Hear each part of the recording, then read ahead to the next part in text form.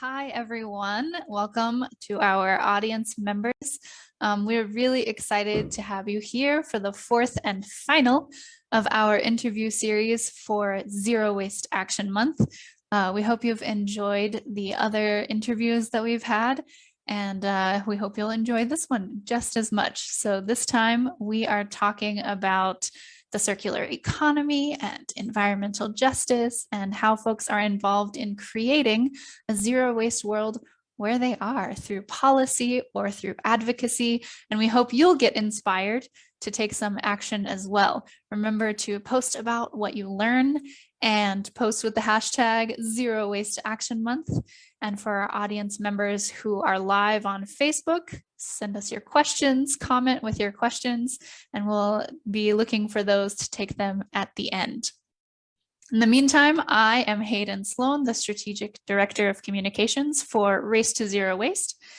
And we are excited to have our guests here who will introduce themselves in a second. If you could say your names, your pronouns, I'm she, her, and also a little bit about the organizations that you work with, that would be great. I'll pass it off to Danny first, then Estefania, and then we'll get to Sabrina.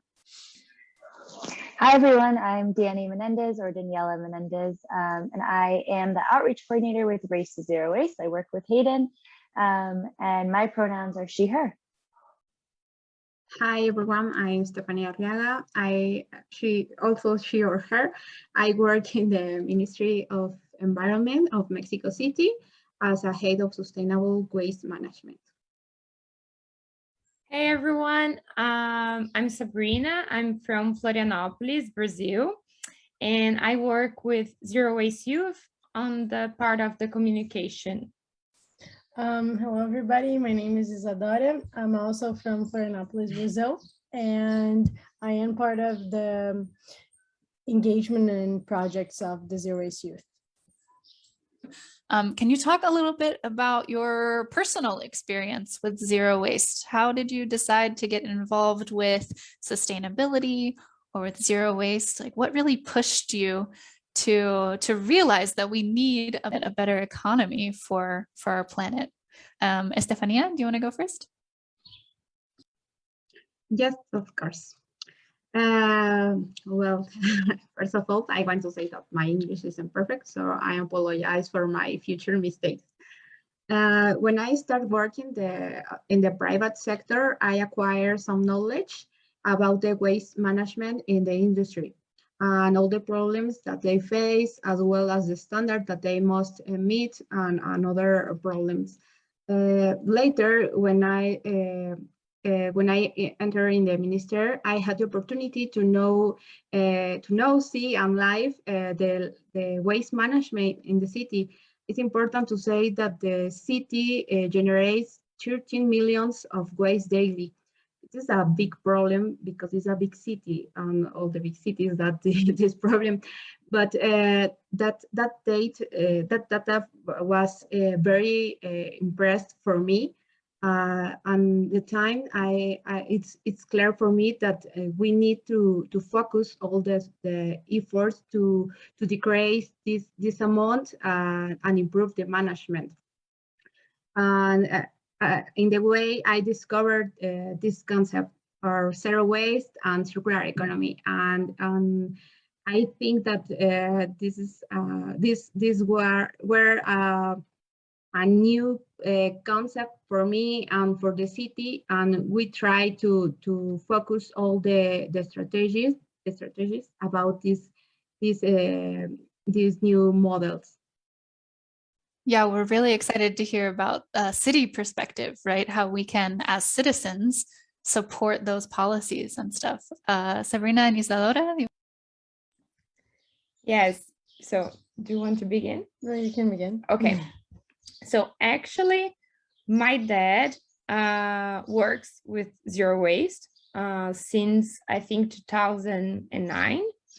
As he tell everyone, was me that came one night after class. I was like, oh, we need to do something about the waste.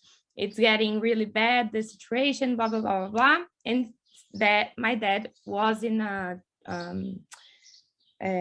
transição de carreira? He was in a career transition. Yes. So he was choosing what way he could go. And as I went to home and told him about that, he was like, okay, I need to go in the sustainability way. So he started the Zero Waste Institute here in Brazil. And as I became older, I went to the college to study design. So I was doing like some work with the Zero Waste Institute with design, and I realized that this was a purpose for me too. So it brought me really fulfillment. And then in 2017, I chose to become one of the Zero Waste Youth coordinators and work with that since then. My story began actually with I am a nutritionist, so I was really impacted with how much like what we eat affect nature. So I began my journey with vegetarianism, veganism, and then this whole atmosphere brought me, oh my God, okay, I'm making these food choices, but I'm still making so much waste. And then I started like researching, and I am a son of documentaries. So documentaries changed my life. So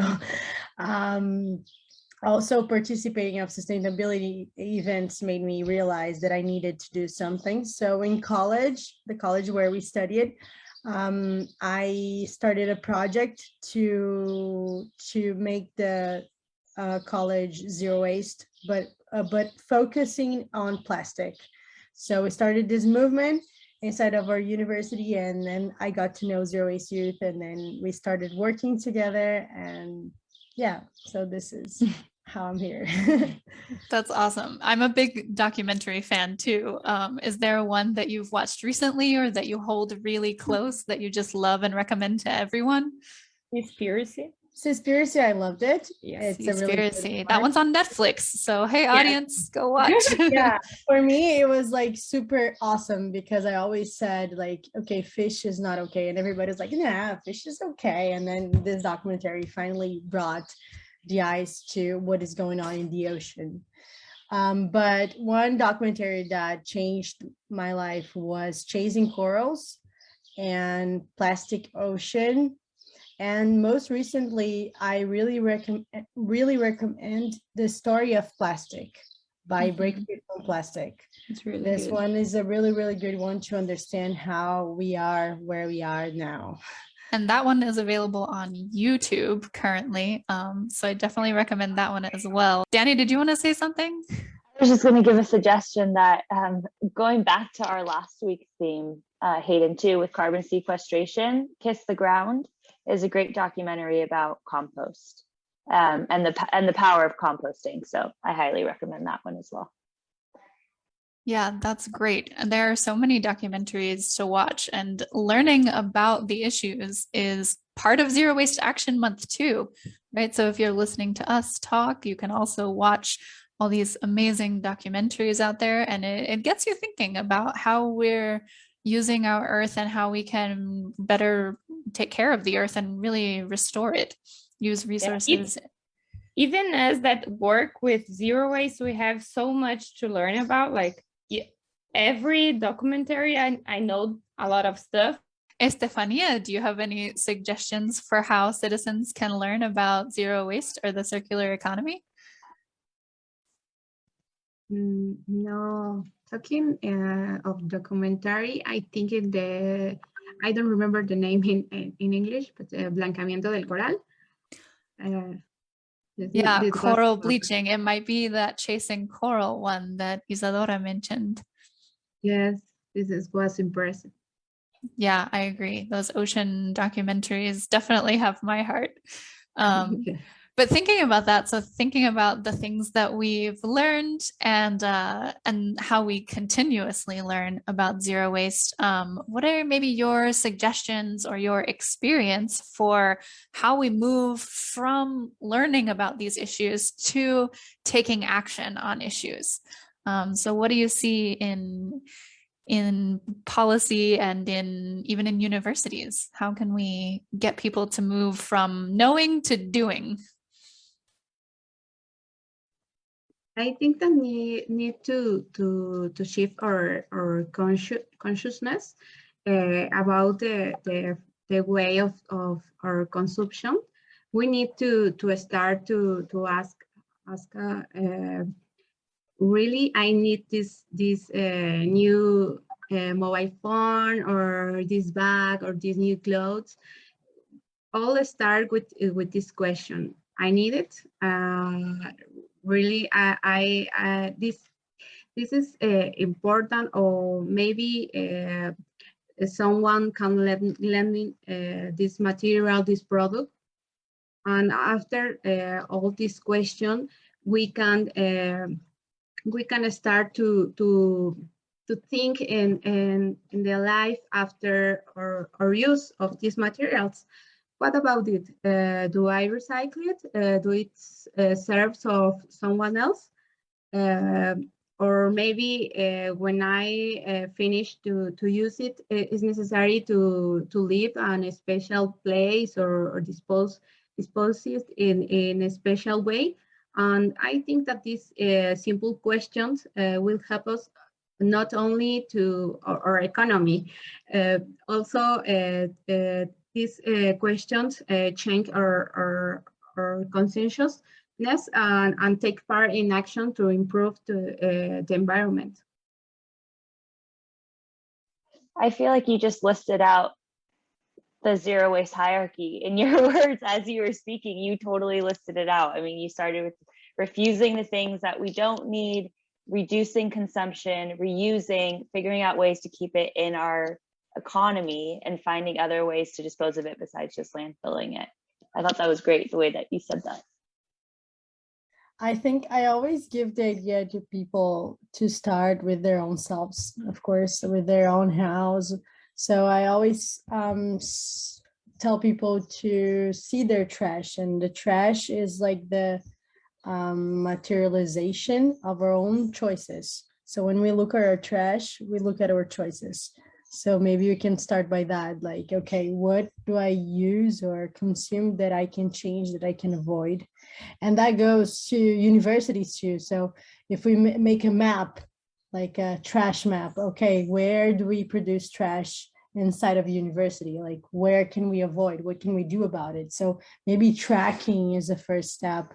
And getting together with people and not knowing that you're alone, I think this is an important thing, because Yes, it's a lot of work, and we know that even one person, of course, can always make a change, but as long as we connect with more people that have the same values, that want to change this environment, this neighborhood, this house, the city, this, and that goes down the world, is better when we are together. So I think it's to go from the processes of like getting to know and doing is very important, to connect with people and do it together. Yeah, joining a movement, it's really good because you get stronger in your activities and in your acts, but at the same time gets you motivated to stay on track. Like even me or Isa, when we stay like alone, we're like, oh, I needed to be better in this and better in this. Like if you have a group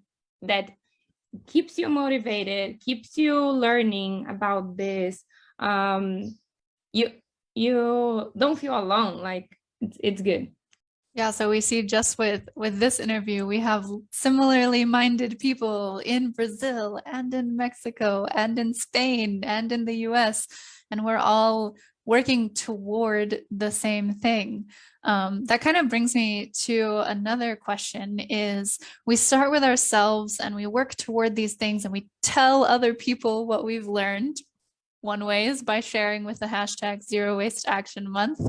But then how do we shift and maybe advocate or create policy that has environmental justice in the foreground? Because a lot of environmental problems affect poorer communities or indigenous communities or people of color. In the US, Black communities are often affected by these environmental justice issues. So how do we make change while keeping that in mind? What's been your experience? I'll start with Sabrina. One of the things is like you doing things like individually, it's also impacting on social and economics. Like zero waste, it's not only about sustainability in the way like environmental, but also social and economics. Like if I don't send my waste or if I don't produce waste to go to landfills, at least here in Brazil, like the government pays the company to bury waste in the landfills. So if I zero waste, I'm not I'm not bearing money. So this money can convert on schools, on streets, on hospitals. So only you taking actions by yourself, you're also impacting on a social and like a good quality, a good life quality in your city. And also like joining like your movement, you can have visibility to reach like politics and then start like acting. So yeah, so by having a movement or organization, we have voice here. So yes, for example, in our city, the zero waste movement is really big because mostly her dad started and he lives here. So so for example, our city signed a document that it will become a zero waste city in 2030. So to get to this point, the zero waste movement is empowered by lots of people in like multiple places, such as universities, schools, and with the waste workers. So I think the social part also is that including them, we include them and we shift the vision of them of just an employee of like heroes of the city. Like anytime they go on strike, we see how the city stays and we see how much we need them. So it's like we value their work, and this is part of the social part I believe that we can help in. And to be honest with you, like it's hard to bring the subject about trash when there's so many other troubles, like really, really deep troubles happening right now, such as hunger, so it's okay, how can I come? Okay, let's eat this, but so we're going through a really tough time, to be honest. So it's a challenge, definitely. One thing that I see that is like different from like Brazil than a lot of countries in Europe, for example, is like in Europe, we have a lot of initiatives coming from the government. So if you speak from like the public, like the citizens, someone knows about zero waste, but a lot don't know about it. Like just do it because the government says like this is how you should do. And in Brazil, these movements come a lot from the citizens. So like Florianopolis, the city that we live in, it's becoming zero waste because we like manage all the citizens and like groups to come together to reivindicar, to claim for this. So if you're in a country that the government doesn't care about it, like the first step is to join in like in groups and movements to like have a voice in Yeah, in your city. and participate on meetings, because there's always like meetings going on. Making like connections about zero waste, not only in the environmental section, that it's one thing that we really care about, but in the politics, you have to like use the money also. Like if you go from zero waste, you're gonna have X new jobs more than you have now. Like you can save blah blah blah money. Like you have to make connections Blah, of blah, blah. blah blah blah money. You have to do connections about like not only the environmental but also the social, the economics, and to them to see the value about it. And that's what's so great about zero waste. And you touched upon this too, is that it touches every aspect of our world. It touches upon economy, it touches upon social issues, it touches upon conservation issues, natural resources. And that's why I fell in love with zero waste, was because it really encompasses everything. And your issues, I mean, I know you deal with very different issues, but it's also sort of the same in the same breath, because we have to lead, for whatever reason the world works, lead with money. We have to show that zero waste actually is cost effective as well as beneficial to our planet, right? And to the people of the planet and the animals. So all encompassing, like I said. Absolutely. And I want to give Estefania a chance to talk about her perspective as well. So I think Sabrina and Isa have talked about some amazing things. What's happening in Mexico City? Yes, with this question, I think I'm very nervous because I'm from the government, and I I know it that it's easy to see that the government can do it all this action, but I think that no a public policy is successful only with the support of the citizens. Sorry. So we need to prioritize the change like government, but we have a lot of issues to attend, health, environmental, economic, work, and all these things have different categories, and it's difficult to prioritize in some case the environment. And in Mexico City, sorry for the commercial, but in coordination with UNEP, we developed a paper about the circular economy in neighborhoods, sorry, and all the actions that Mexico City are doing about the circular economy. And in this paper, you can see all other actions in other countries, and we conclude that all these actions have a influence in the community, because the community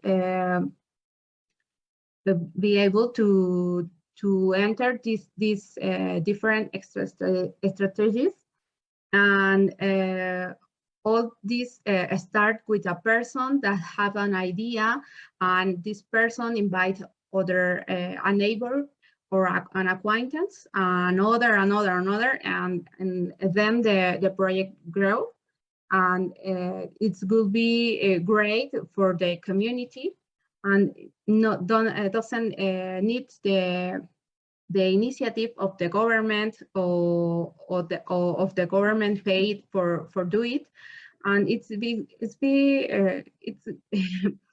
be great, because we can see that all these great projects start with an idea, and only need the I don't know how to say that of the person to do this and achieve the goals, or maybe change the planet. No, that's totally true. And voluntad is the will of the people. And we talk about political will a lot. And I think both of you have made some really important points about how we have bottom up efforts, right? The citizenry gets involved and it kind of snowballs, and then the government listens and can make policy. And because we have this top down and bottom up effect, it doesn't, when the government makes a policy, it doesn't cause huge problems for stakeholders because there's already a level of support there. So I think it's absolutely right that we have to kind of bring both of them together to be able to make change effectively and not cause problems for, or a lot of pushback, at least for people, if we can see that there's a lot of support. Danny? I was just going to say also because I come from a government background. And so also in order to write proper public policy or to create something that is beneficial, you want the opinions of your communities and your stakeholder groups. You want to bring them into that whole process in order to create something that is substantial and hopefully won't have negative effects on people and only will bring positive things. At least environmental policy, I'll say that. Yeah, that's a great point too. Of course, like we want everyone to be involved and for it not to cause problems or, huge problems to anyone. I think I don't have much of a government background, but I think a lot of pushback definitely comes from that economy side.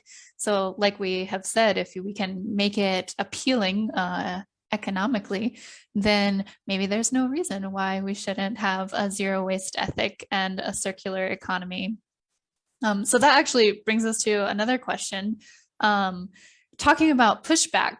So have you had any examples of overcoming the challenges of creating a zero waste community or implementing some policies, and how do you overcome those? I'll have Estefania go first. Think about the ban on single-use plastic that started last year. We had quite a few obstacles, mainly with the plastics sector, but also with the society in general. This person don't imagine their life without a bag or without using a straw, and we wonder why it is necessary to use these materials. Why not being to have better habits, such as carrying or cloth bag or own bottle? No, I think that with this pandemic, we start to know that we can include new habits. Nobody leaves their houses without their face mask, because they know the importance to have it. So it's will the same for the reusable materials, or maybe your bag. Is the same thing, or maybe other case is during the rainy season. You don't buy a umbrella every rainy season. You bring your umbrella and use it. And this is a habit that do it year 1 year, or maybe when in a 1 month you know that you need to bring your umbrella all the days in this season. So in this topic about the ban of single-use plastic, we solved it with some agreements with the private sector, and making part of these regulations. We do some campaigns of environmental educations that help us to spread the message of in the society. That I think that I said the society is the most important thing in the different sectors. I think right now at this moment, you mean when you say pushback, you mean like, yeah, okay. Yeah, like people not wanting to get involved or not wanting to be engaged or not wanting for you to change anything. Yeah, so I think right now at this moment with the COVID situation, I think we walked like 1,000 steps back from where we were and the things that we achieved before.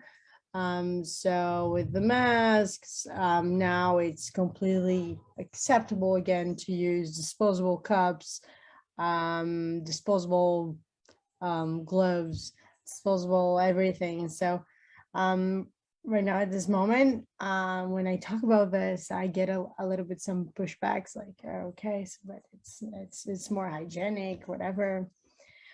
And I think inside a university, the experience that we had was in parts good, but in parts, lots of people, they just don't care. Like, it's just something like, yeah, it's not gonna make a difference. It doesn't matter. Like, I don't know. What do you say? I say like we have pushbacks like every day. Like even in my house, like I live with two other girls. And sometimes I don't implement things because they don't want to, like just for this, like they don't want to.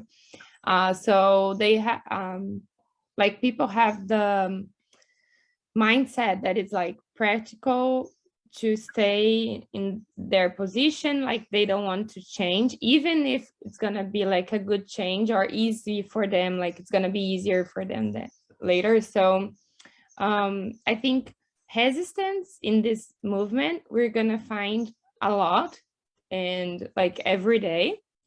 So it's good to like have in your mind all those points, like besides like environmental, like, okay, we have to do because of the planet, like we have to have a lot of arguments to deal with those resistance. Yeah, it's like, okay, did you know that this plastic water bottles like goes BPA and it does harm to your health, and there are people that are like it makes a unbalanced hormone situation. So maybe bring the issue into human bodies affects more. So sometimes I kind of bring that.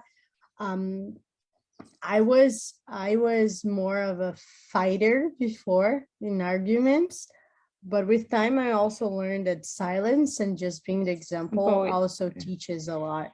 And one thing, like in the beginning of the movement, I was moved by rage.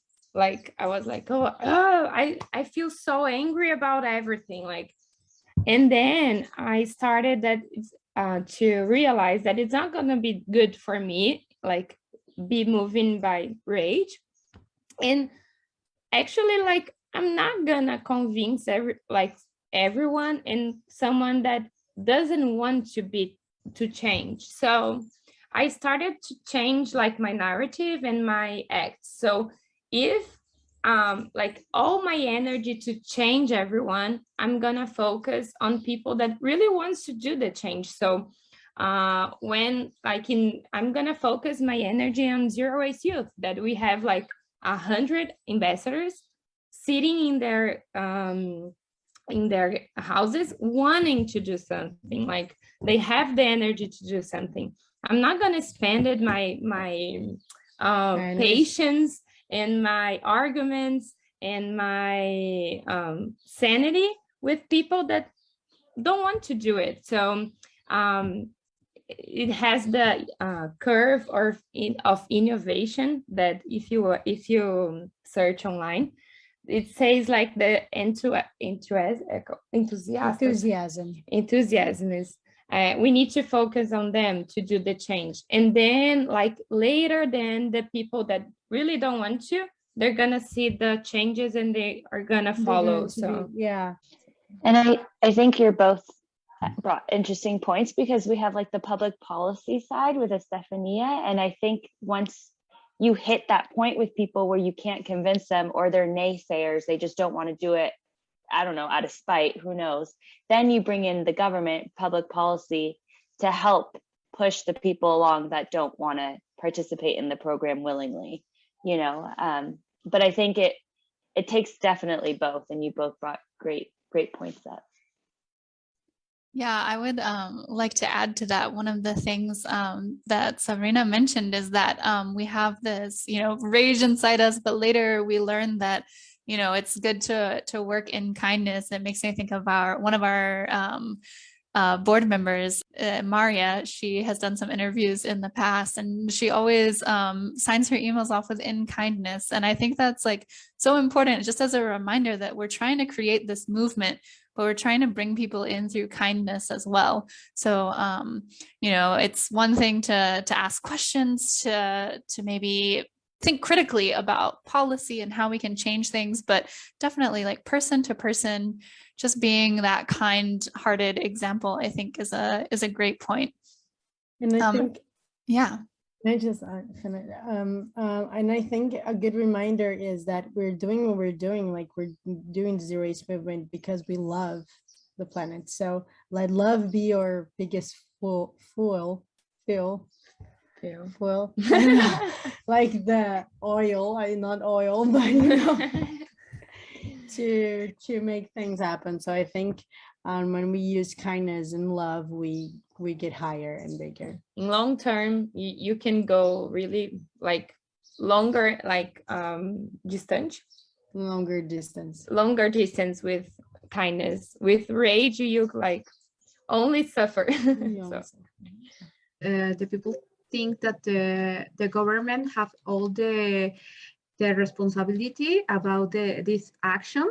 The people is very angry with we have air pollution, but they don't have to use don't stop using their cars, for example.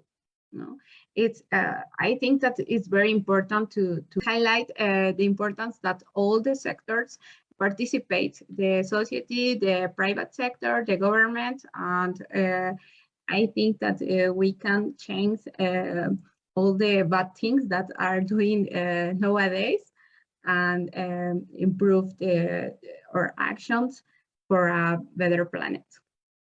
Yeah, I think those are such great points. Thank you both. For one last question, I have a question from Facebook, actually. So this is someone who works in the private sector, and they would like to know how they support circular economy policies from the inside. Maybe they're not in a decision-making place, but they would like to try and do something corporate wise. Any suggestions for this person? I think there are like zero waste consultants nowadays that you can ask for their help inside their corporations, like how to turn our corporation zero waste corporation. This is something that we do in the Zero Waste Youth and the Zero Waste Institute. We also teach people and give a course to do that. But a good part of it is like getting together with more people that care about inside your company, and maybe start like a sustainability part and mapping and tracking the trash and seeing what parts you guys can get better. And then like finding solutions. So if I am part of this company and Sabrina is my colleague and she says, oh, I care about this too, I want to change this. Okay, so let's see what we can do inside of our companies. So do we use plastic cups? Okay, how can we change that? Maybe start a campaign, bring your own cup.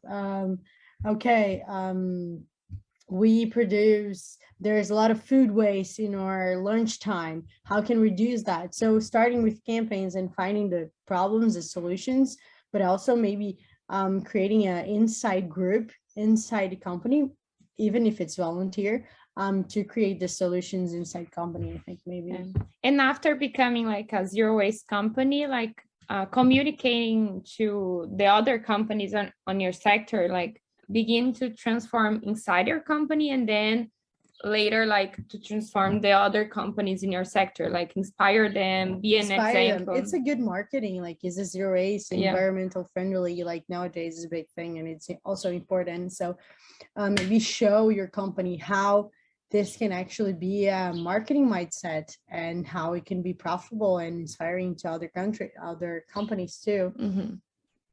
I completely agree. It's, that's starting small, maybe making a club, just like we used to do in school, and then the more engagement you get on that front, like be brave, ask people if they're into sustainability, and then hopefully that will reach the ears of the folks up higher.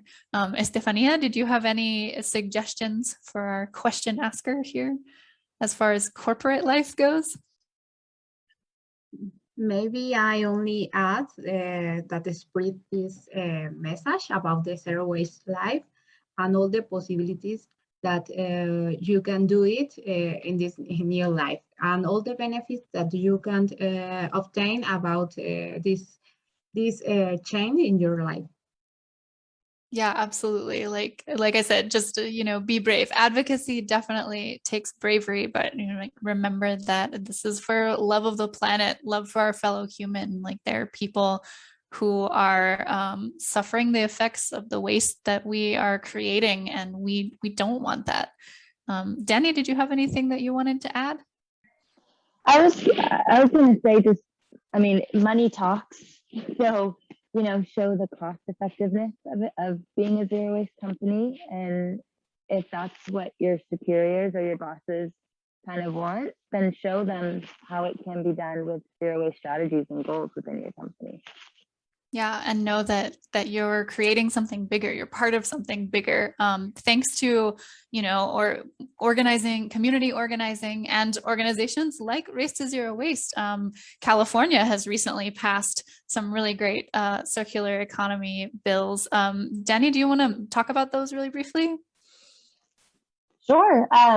So there's 6 of them that were really great, and so this is, of course, a great example. California, I will say, being born in California is a great example, and definitely leads in certain aspects. So we have one bill that brings truth in labeling to many plastic and packaging products, which I thought was great.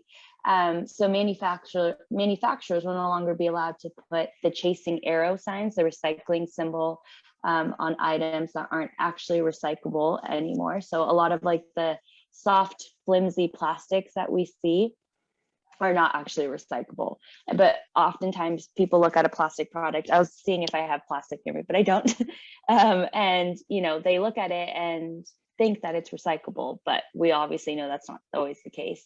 And then let's see, we have a few. So we have a CRV bottle bill that's coming down. So we're basically expanding our existing bottle bill so that we're making it easier for folks to be able to recycle their bottles and cans, and then get money for that to incentivize them to continue recycling.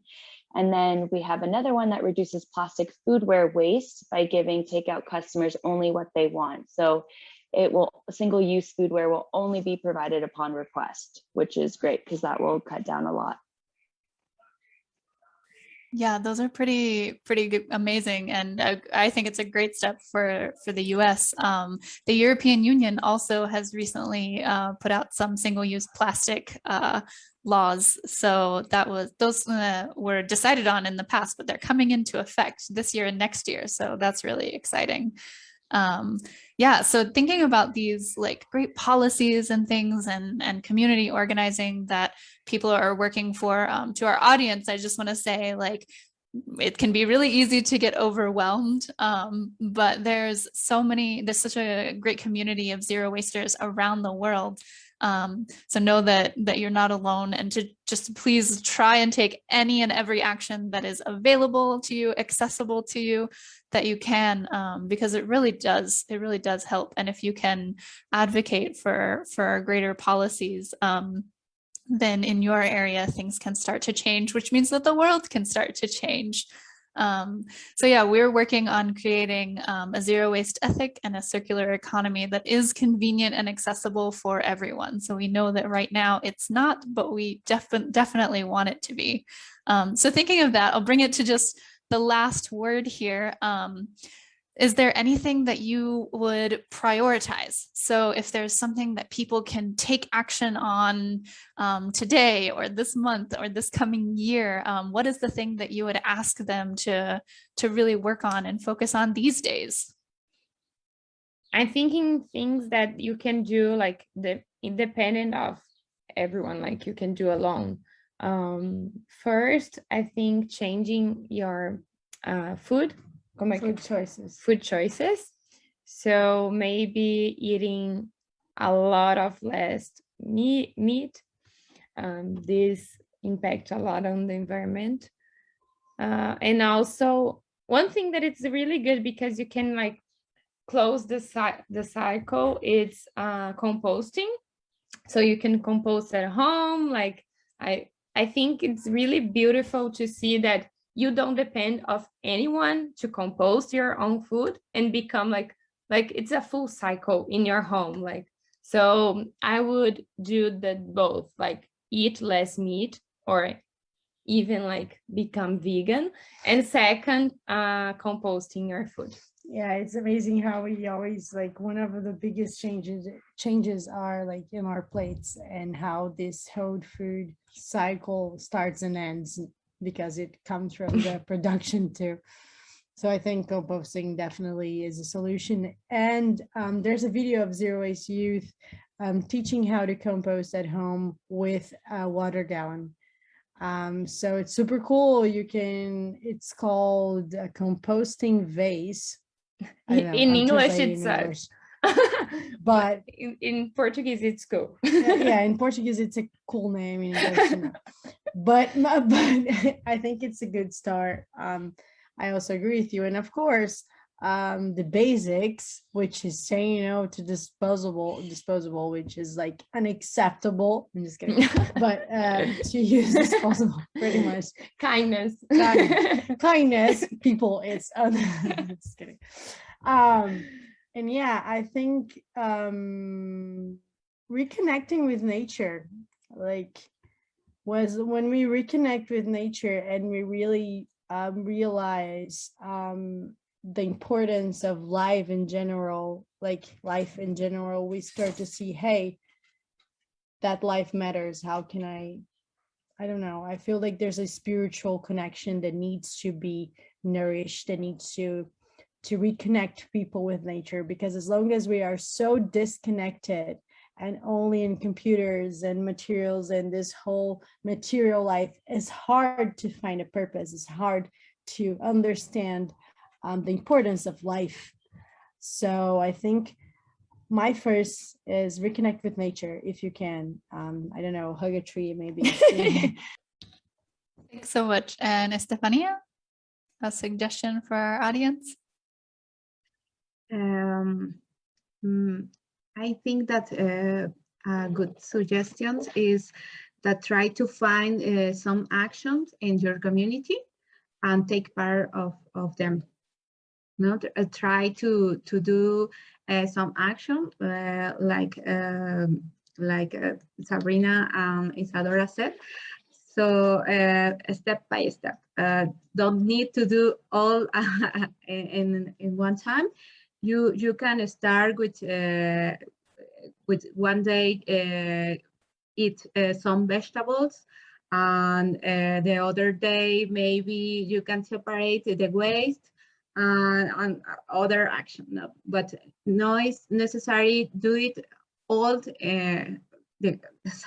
It's better, but no it's necessary to do it. But step by step is a good start. Yeah, like we said, don't get overwhelmed. You don't have to do everything at once, but choose one thing. And joining a community group seems like a great way to get involved. So you can Google Zero Waste Group and your community name and just see what you find, right? See if there's something around. Maybe Zero Waste International, Zero Waste Youth might have a group near you, and you could get involved with that too. Even if you're not as young as some of us, maybe you could be a mentor and learn from our young people. Thank you so much for joining us. Remember to post what you learn, post the community group that you find, and post your actions under #ZeroWasteActionMonth. Thanks so much for joining us. To our guests, Estefania, Sabrina, and Isadora. And we are so excited to have had you for our 4th week. Hopefully our audience members have learned something awesome and they feel inspired to take action. Danny, is there anything that you wanted to say for the end? No, I just sort of want to echo everyone's sentiments just to take action little by little. And I love the get back to nature piece and reconnect. I really hold true to that too. I think that's super important. So we know, we hold value into why we're doing what we're doing, right? It's for a good cause. So. And also about Zero Waste Youth, we have Zero Waste Youth USA. So if you want to join the movement, we can give you the contact. And we don't have Zero Waste Youth in Mexico yet. So maybe, maybe that will be a cool connection to start the movement in Mexico. Awesome. So we're making international connections already. Go ahead, Estefania. Yes, many thanks for the invitation, and I'm very grateful to meet you. Sorry, and you are welcome to Mexico. All right, everyone. Thanks so much. And until our next Zero Waste Action Month, keep working on those zero waste items. Keep thinking about zero waste in your life and start training for that sprint that comes next October. All right, everyone. Until next time.